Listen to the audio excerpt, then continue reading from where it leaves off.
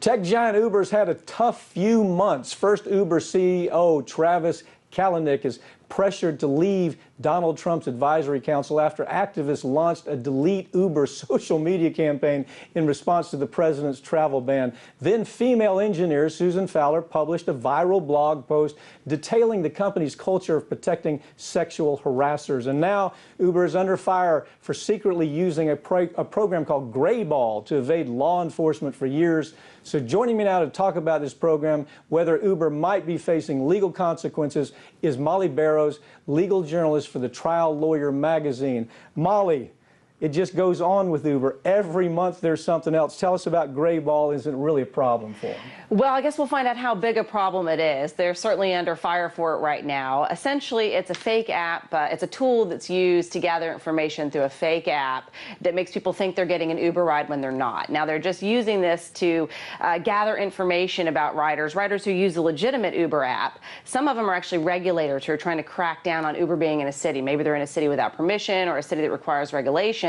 So they've started doing business in the city without going through the proper channels, according to authorities or regulators. So in order to catch Uber in the act, if you will, they use the app. They think that there's a car coming for them, but in fact, Uber's used this Grayball technology to identify them as potentially a problem rider. So they send them a fake car when they think a car's coming and one's not, or they cancel a ride that's in the act of coming to get them. Look, let's be realistic. Uber is trying to survive.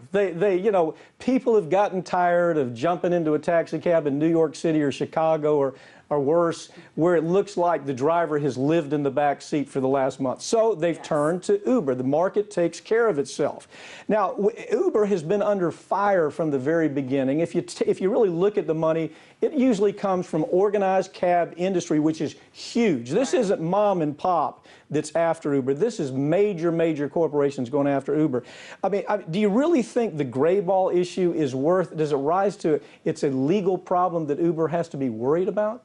You know, it's going to be interesting to see how it plays out. Of course, Uber says they ran it by their legal team before they ever even launched this, and that there weren't any issues. Some outside legal experts are saying that people could get into trouble, that Uber could get into trouble, essentially for violating federal computer laws because it's an interstate commerce type situation, and also because they're denying some of these rider service. If you've called Uber, even if you're a regulator trying to catch them doing something wrong, if you will, you're standing there waiting for a car that's not coming to get you. What if you're not a regulator, but because of the information that they've gathered, they think you are, and you've legitimately called for a ride that hasn't come? So that's, I think, where they could potentially get into trouble. They're also going through people's, the same technology is going through people's social media, other type, public type, if you will, I'll use that term loosely, avenues to gather information. So as I look at this story, it seems to me, my take on it, is I really analyze it from a legal standpoint. I don't see this as something that Uber really needs to be too concerned about, especially if they have some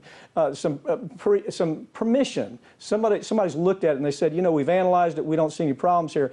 But it seems like at every turn, Molly, you've had Uber's response since this report came out has basically been, we've done everything right. We haven't done anything wrong. Our lawyers told us we could do this. Is that right? Yes, essentially. Now, I did reach out to Uber, have not heard back, but apparently I am one of many media folks who have reached out and not heard back. Because when you go to their website, they issued a statement, in fact, just last week, that said that they're reassessing this Grayball app to see if they're using this technology properly. They're not going to use it anymore to target potential regulators. They made that clear. Oh, yeah. Here's what I think. I think if Uber gets a problem, I would maybe call the E&O carrier of the law firm that told them they could do this, because maybe they've created a bigger problem than they should.